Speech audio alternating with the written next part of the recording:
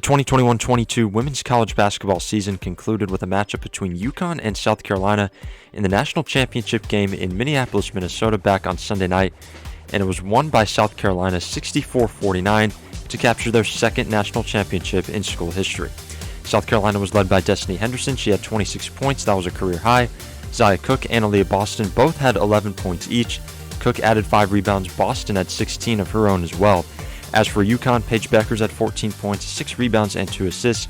Caroline Ducharme and Aliyah Edwards were just outside double figures with 9 and 8 points respectively. Evina Westbrook added 7 as well. Kristen Williams and AZ Fudd, 2 key pieces for the Huskies, combined for only 5 points here in this game. Going over to some team stats, UConn shot 40.7% from the floor on 22 of 54 shooting, but it didn't look nearly that efficient. They struggled. They were swarmed by South Carolina on the defensive end consistently. They only went 4 of 16 from 3. South Carolina, on their end, went 22 of 60 from the floor for 36.7%. They only hit 3 of 16 three-point shots. They didn't need to hit many, though, because they went 17 of 26 from the free throw line. Out-rebounded UConn 49-24 and forced 15 turnovers. And that was really the big key coming into this game. And the thing that everybody was talking about entering into this contest was, could UConn have enough to consistently rebound with South Carolina? And the answer was a resounding no. Again, 49-24.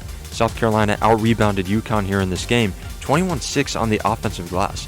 Think about all of the extra opportunities that South Carolina had to score, and every time that they had a missed shot, it seemed they were coming down with the rebound, getting another opportunity to get a bucket.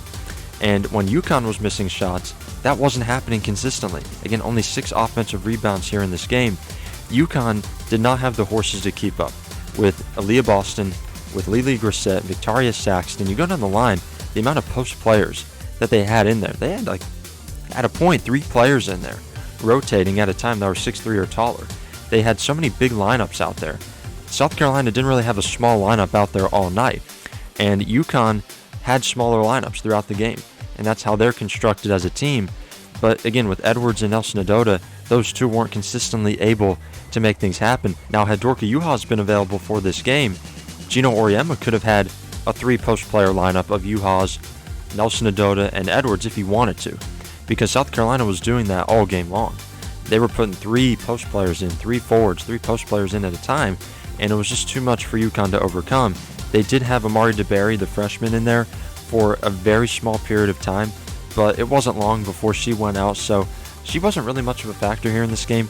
It wasn't surprising, though, to see Gino at least put her out there on the floor for a little bit, just because of the size disparity and South Carolina being such a much more physical basketball team. That's what won this game for them. And again, we look at Paige Bueckers' stat line, 14.6 rebounds, 2 assists. You know, just on paper, that looks like a nice, decent stat line, but it was a very strugglesome 14 points. Those did not come easy. Again, South Carolina, like I said at the top of this video, they were swarming on the defensive end. Something that UConn does really well with their offense and within their sets is backdoor cutting, and just their movement and their flow is usually very good with Paige Bueckers at the point. But South Carolina locked in. They had UConn on lock the entire game. Those backdoor cuts weren't coming. Those little mid-range jump shots off the ball screens for Paige Bueckers and AZ Fudd, those weren't coming either, because South Carolina's defense was such an elite level.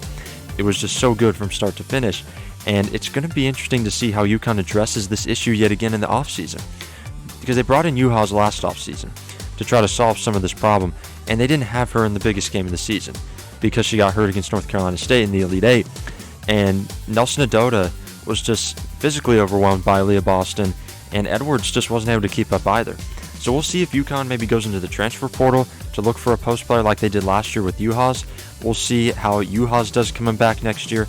In one of our upcoming videos, we're going to look at the entire projected roster for UConn for 2022-2023.